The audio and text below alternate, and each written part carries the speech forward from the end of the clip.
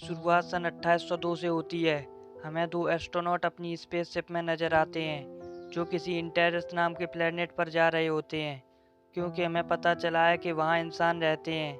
और हमें यह भी बताया जाता है कि एक वायरस की वजह से हमारी पृथ्वी पर महिलाओं की प्रजाति खत्म हो चुकी है। इसलिए जब हमें पता चला कि इंटेरस ग्रह पर इंसानों की प्रजाति है, तो ये एस्ट्रोनॉट इस प्लेनेट से लड़कियों को लेने जा रहे हैं ताकि पृथ्वी पर भी महिलाओं की प्रजाति फिर से आ सके।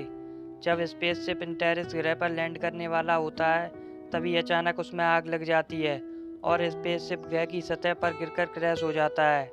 इस क्रैश में एस्ट्रोनॉट एडम को ज़्यादा चोट नहीं आती, लेकिन जैक के कंधे पर चोट लग जाती है, जिससे उसका काफ़ी खून बह जाता है।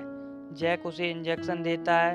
फिर हम इंटेरस ग्रह को देखते हैं जो पूरी तरह बंजर और वीरान होता है, जहां इन्हें दूर दूर तक कोई आदमी और ना ही किसी खाने पीने का साधन नजर आता है, जिससे इन्हें लगता है कि इस ग्रह पर इंसानों का होना एक अफवाह थी।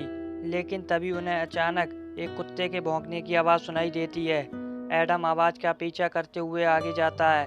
तभी एक जगह एडम को एक छोटा बच्चा कुत्ते को लिए दिखता है। एडम उस बच्चे से बात करने की कोशिश करता है, लेकिन वो बच्चा एडम को देखकर भागने लगता है। ये देखकर एडम भी उसके पीछे भागने लगता है।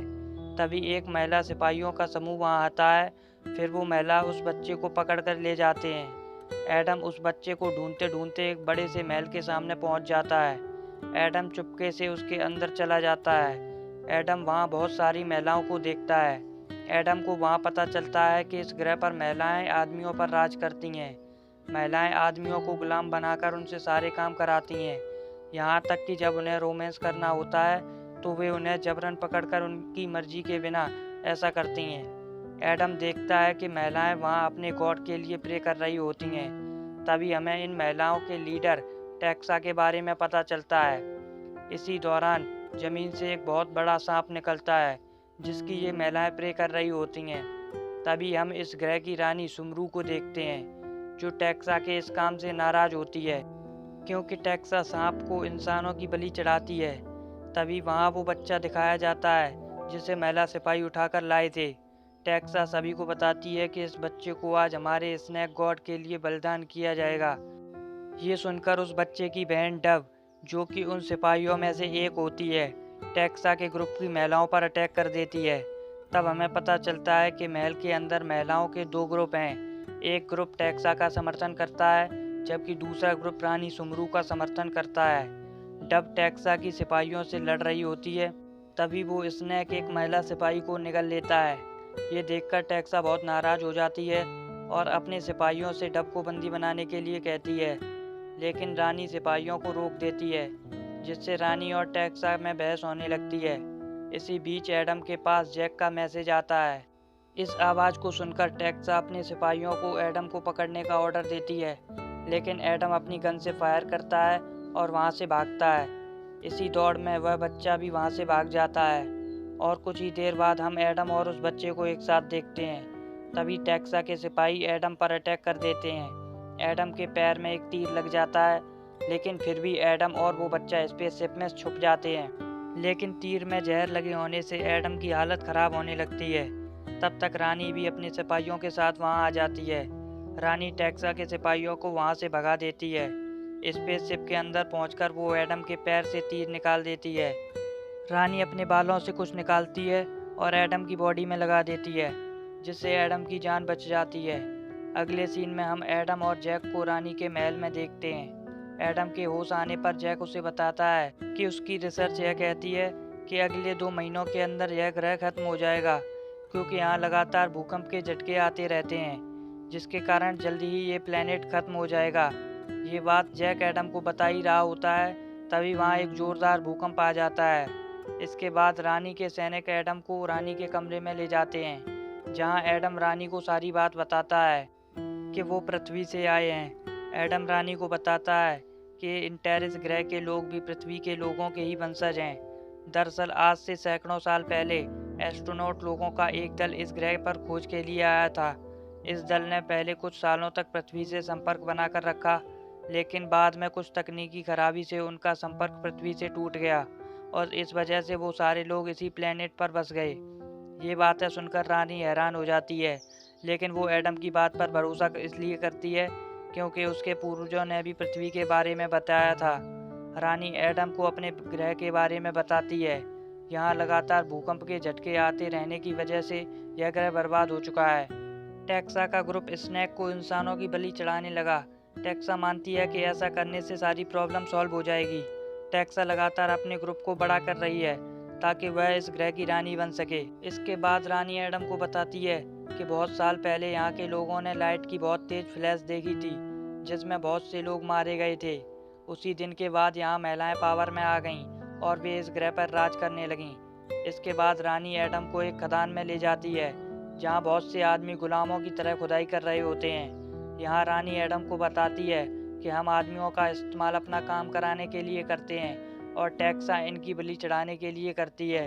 इसी दौरान एडम रानी को ये समझाने की कोशिश करता है कि कुछ ही समय में यह प्लेनेट खत्म हो जाएगा। इस बात से रानी बहुत नाराज हो जाती है और वह उसे सैनिकों से कालकोठरी में डालने के लिए कह देती है। जब रानी के सैनिक उसे ले जा रहे होते हैं तभी टेक्सा के ग्रुप के सैनिक उस पर हमला कर देते हैं। ये रानी के सारे सैनिकों को मार देते हैं। इस लड़ाई के दौरान उस छोटे बच्चे की बहन डब भी घायल हो जाती है और थोड़ी ही देर में वो मर जाती है। टेक्सा के सैनिक एडम को टेक्सा के पास ले जाते हैं। टेक्सा एडम को अपने ग्रुप में शामिल होने के लिए कहती है। एडम को टेक्सा रिझाने की कोशिश करती है लेकिन एडम टेक्सा की बात नहीं मानता। इससे नाराज होकर वह एडम पर अटैक कर देती है, लेकिन तभी रानी जैक के साथ वहां आ जाती है और टेक्सा पर हमला करके एडम को बचा लेती है।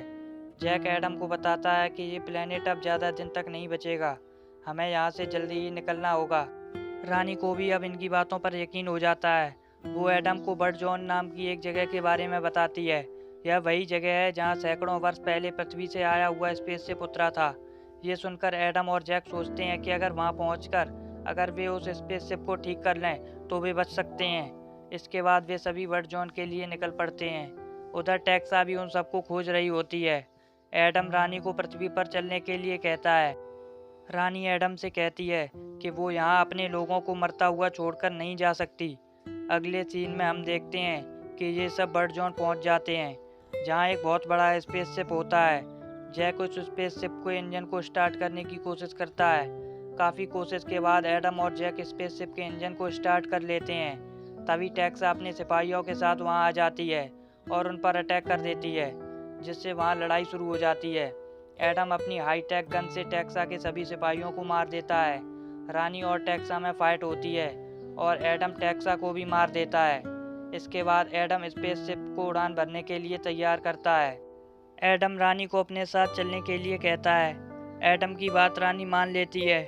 जब ये स्पेसशिप से उड़ान भरते हैं तो इंटेरिस ग्रह के लोग स्पेसशिप को देख रहे होते हैं। जब रानी उन सबको देखती है तो वह काफ़ी दुखी हो जाती है और एडम जैक को स्पेसशिप नीचे उतारने के लिए कहता है और ग्रह पर बचे लोगों को अपने साथ पृथ्वी पर ले चलने के लिए कहता है। जैक एडम को बताता है कि अगर इंटेरिस ग्रह पर भूकंप आ गया तो स्पेसशिप खराब हो सकता है, लेकिन एडम और रानी रिस्क लेने के लिए कहते हैं। जैक भी उनकी बात मान लेता है और स्पेसशिप नीचे उतारता है। रानी उन सबको समझाती है और उन्हें अपने साथ स्पेसशिप में अंदर आने के लिए कहती है। रानी की बात मानकर सभी लोग स्पेसशिप के अंदर आ जाते हैं। जैक स्पेसशिप उड़ाने वाला होता है, तभी वो स्नेक जो हमने मूवी की स्टार्टिंग में देखा था वो स्पेसशिप पर अटैक कर देता है, लेकिन स्पेसशिप से निकलने वाली आग से वह जल जाता है और स्पेसशिप धरती के लिए निकल पड़ता है और यह मूवी यहीं पर एंड हो जाती है।